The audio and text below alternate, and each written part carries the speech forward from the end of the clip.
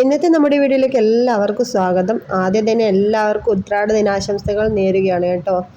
അപ്പോൾ നമ്മൾ ഇന്നലെ രാത്രി തൊട്ട് തുടങ്ങി കേട്ടോ പൂവൊക്കെ കട്ട് ചെയ്തിടാൻ വേണ്ടി. അപ്പോൾ രാവിലെ എഴുന്നേറ്റ് കഴിഞ്ഞാൽ പെട്ടെന്ന് തന്നെ നമുക്ക് പൂവിടാമല്ലോ.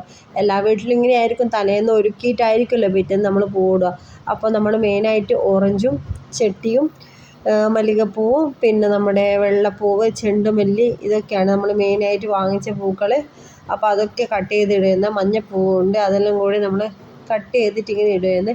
അപ്പോൾ രാത്രി തന്നെ കുറേ ആക്കി കഴിഞ്ഞ് കഴിഞ്ഞാൽ നമുക്ക് രാവിലെ പെട്ടെന്ന് ഇടാം. അതുകൊണ്ടാണ് ഇപ്പോഴും തന്നെ എല്ലാ ഒരുക്കങ്ങളും നടത്തുന്നത്. അപ്പോൾ മഞ്ഞയുടെ വേറൊരു ടൈപ്പാണ്, അത് ഏകദേശം ഈ ഒരു കളറാണ്, ഒരു വെറൈറ്റി കളറാണ്, ഇതുവരെ കാണാത്തൊരു കളറാണ്. അതും അതിൻ്റെ കൂടെ കട്ട് ചെയ്തിടുന്നുണ്ട്. അപ്പം നമ്മുടെ നിവാൻ മോനൊക്കെ ഹെൽപ്പ് ചെയ്യുന്നുണ്ട് കേട്ടോ.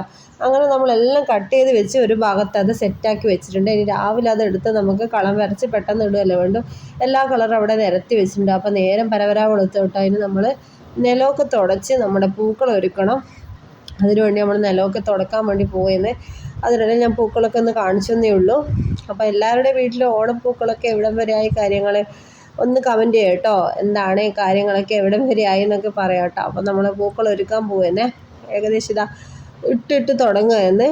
അപ്പം നമ്മൾ കളമൊക്കെ വരച്ചു. കളം വരച്ചത് ശരിക്കും കാണില്ല, ക്രയോൺസ് വെച്ചാണ് വരച്ചത്, അതുകൊണ്ട് അത്ര ക്ലിയറായിട്ട് കാണില്ല. അപ്പോൾ അയാമ്മ നേരത്തെ എഴുന്നേറ്റ് കേട്ടോ. അപ്പോൾ അയാമ്മോൻ എഴുന്നേറ്റിട്ട് പൂവൊക്കെ ഇടുന്ന ഇങ്ങനെ നോക്കുകയെന്നേ. അമ്മേ എൻ്റെ സ്കൂളിൽ ഇട്ടത്ര വലിപ്പമുള്ള പൂവാണല്ലോ എന്നെല്ലാം പറഞ്ഞു. അപ്പോൾ നമ്മളെ പൂക്കളിതാ ഈ ഒരു സ്റ്റേജിലെത്തി.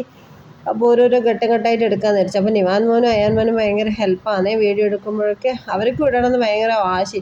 നമ്മൾ മുറ്റത്തിട്ടോന്ന് പറഞ്ഞിട്ട് അങ്ങനെ അവിടെ സമാധാനിപ്പിച്ച് ഇരുത്തിച്ചിട്ടാണുള്ളത്. ഇവരിടുമ്പോൾ എങ്ങനെയായാലും അതെല്ലാം കൂടി മിക്സ് ആവും. എന്നാലും കുറച്ചെല്ലാം നമ്മൾ ഇടാൻ വിട്ടു കേട്ടോ, അഡ്ജസ്റ്റ് ചെയ്ത് പറഞ്ഞു കൊടുത്തു.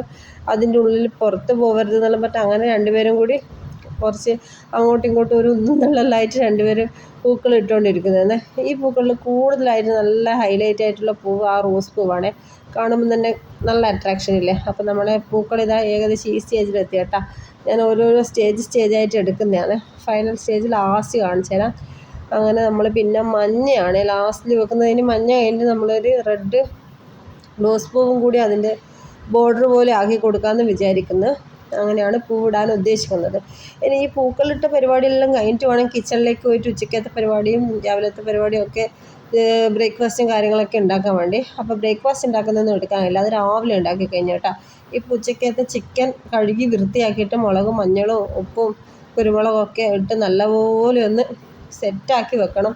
കുറച്ച് സമയം കഴിഞ്ഞിട്ട് നമ്മൾ ബിരിയാണി ഉണ്ടാക്കും. അപ്പോൾ നമ്മൾ ഇന്ന് ബിരിയാണി ഉണ്ടാക്കിയിട്ട് നാളെ സദ്യ ഉണ്ടാക്കുന്നതായിരിക്കുന്നത്.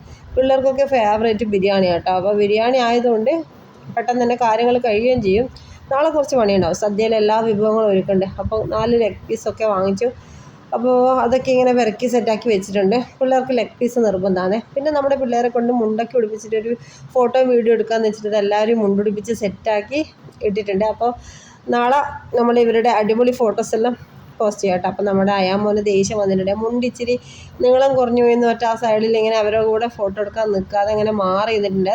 എത്ര പറഞ്ഞിട്ട് കേൾക്കുന്നില്ല കേട്ടോ. എനിക്ക് കുറച്ചൊന്ന് സമാധാനിപ്പിച്ചിട്ട് വേണം നമ്മുടെ അയാൻ മോനെയും കൂടി അവിടെ എത്തിച്ചിട്ട് ഫോട്ടോ എടുക്കാതെ.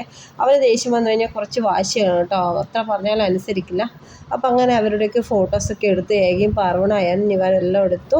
പിന്നെ ഇതാ ബിരിയാണീൻ്റെ ചമ്മന്തി പൊടിക്കാൻ വേണ്ടി ഞാനിത് അടുക്കളയിൽ വന്നിട്ടാണ് ഉള്ളത്. ബിരിയാണി ചമ്മന്തി സാലഡും സെറ്റാക്കി വെച്ചിട്ട് വേണം നമുക്ക് ചിക്കൻ പൊരിച്ചത് ഉണ്ടാക്കാൻ വേണ്ടിയിട്ട്. അതിനും അവിടെ പെരക്കി സെറ്റാക്കി വെച്ചിട്ടുണ്ട്. അപ്പോൾ നമ്മുടെ ബിരിയാണി അവിടെ നിന്ന് ഇങ്ങനെ ആവുന്നുണ്ട്. അതിനിടയിൽ നമ്മുടെ പായസം റെഡിയായി കേട്ടോ. പായസവും പിള്ളേരുടെ ഫേവറേറ്റ്, എല്ലാ പിള്ളേരുടെ ഫേവറേറ്റ് തന്നെയാണ് ഉണ്ടാക്കിയത്. പായസം സേമിയ പായസമാണ് അവരുടെ ഫേവറേറ്റാണ്. പാലിൻ്റെ പായസമാണ് അവർക്ക് ഇഷ്ടം. അപ്പോൾ ചിക്കൻ പൊരിച്ചതൊക്കെ റെഡിയായി കേട്ടോ. അപ്പോൾ സ്പോഞ്ച് പോലത്തെ പീസൊക്കെ എടുത്തിട്ട് നമ്മൾ പൊരിക്കുക ചെയ്തേ. പിന്നെ നമ്മുടെ ചിക്കൻ്റെ ബിരിയാണിയുടെ മസാല ഇതേ ഇവിടെ നല്ല ആവി വറക്കുന്നുണ്ട്. നല്ല ലെഗ് പീസൊക്കെ നല്ല മസാലയൊക്കെ പിടിച്ച് സൂപ്പറായിട്ടുണ്ട്. അപ്പോൾ എല്ലാവരും എന്താ ഫുഡൊക്കെ ഉണ്ടാക്കിയേ? സദ്യ ആയിരിക്കും അല്ലേ? ഒന്ന് കമൻറ്റ് ചെയ്യണേ. അപ്പോൾ പിള്ളേരൊക്കെ കഴിക്കാൻ തുടങ്ങി. അപ്പോൾ വീഡിയോ ഇത്രയുള്ളൂ. എല്ലാവർക്കും നമ്മുടെ കുഞ്ഞു വീഡിയോ ഇഷ്ടപ്പെട്ടിട്ടുണ്ടെങ്കിൽ മറക്കാതെ ചാനൽ സബ്സ്ക്രൈബ് ചെയ്യണേ. അടുത്ത പുത്തൻ വീഡിയോ ആയിട്ട് നാളെ വരാം കേട്ടോ. അതുവരേക്കും bye, see you, take care.